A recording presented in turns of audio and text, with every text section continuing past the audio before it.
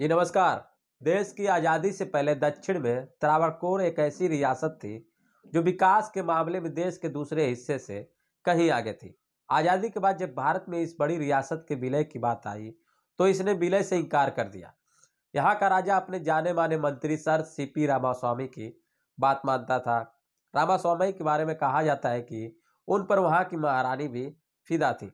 दीवान Germany दास ने अपनी किताब महारानी में इसका विस्तार से जिक्र भी किया है। सर रामास्वामी के एक दो फैसले बहुत विवादित भी रहे थे, जिसे लेकर उनकी शिकायत ब्रिटेन तक पहुंची थी। बाद में ब्रिटिश राज के ऐतराज के बाद इसे खत्म किया गया।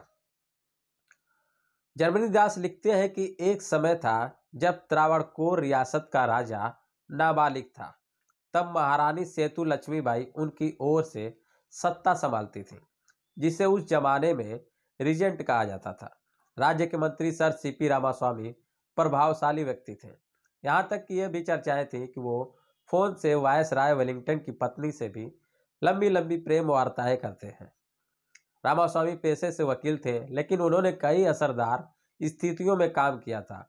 वो सुदर्शन शख्सियत के स्वामी भी थे।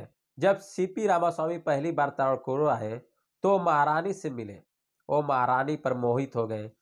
चूंकि अंग्रेज अधिकारियों से सीपी रामास्वामी के रिश्ते बहुत अच्छे थे, लिहाजा उन्होंने ऐसा प्रबंध कराया कि वो राज्य में दीवान बनकर आ गए।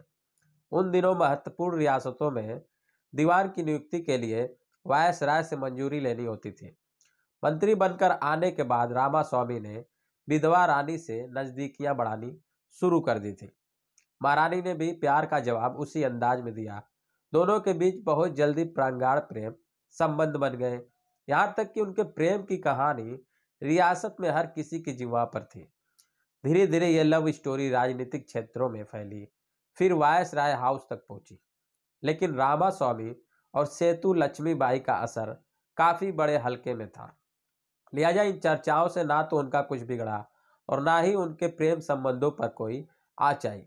हालांकि रामास्वामी के फैसले और कार्यशैली से त्रावणकोर की जनता बहुत खुश नहीं थी। लंदन में हुई गोल मेज कॉन्फ्रेंस में रामास्वामी और महारानी एक साथ पानी के जहाज से वहां गए थे। जहाज का एक पूरा कोना दोनों के लिए आरक्षित था। किताब में लिखा है कि जहाज पर महारानी और रामास्वामी खुले तौर पर प्रेम का इजहार करते दिखते थे। जहाज के मुसाफिर यह सब देखते रहे। रामास्वामी का महल में भी महारानी के पास आवाज जाना आना होता था।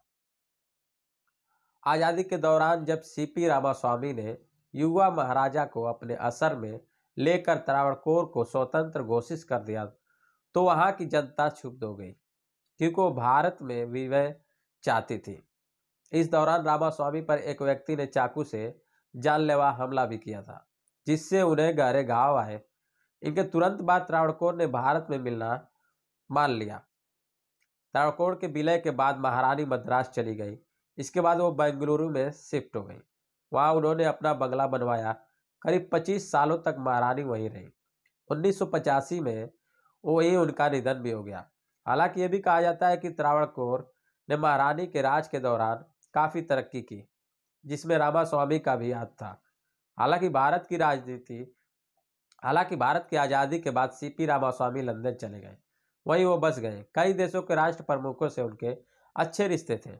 लंदन में ही 1966 में उनका भी निधन हो गया था।